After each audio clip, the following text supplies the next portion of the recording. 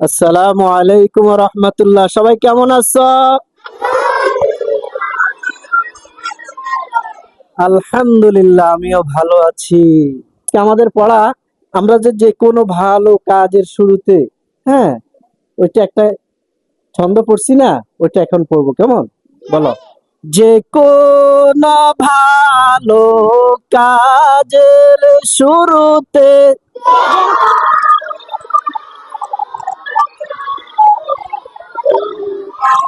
বিসমিল্লাহ পাঠ করতে হয়।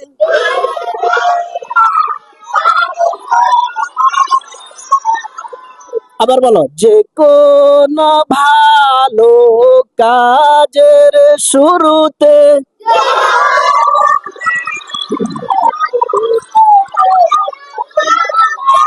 বিসমিল্লাহ পাঠ করতে হয়।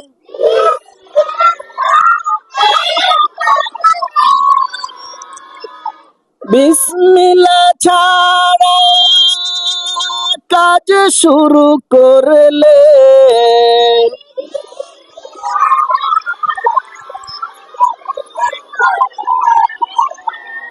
বরকত নষ্ট হয়ে যায়।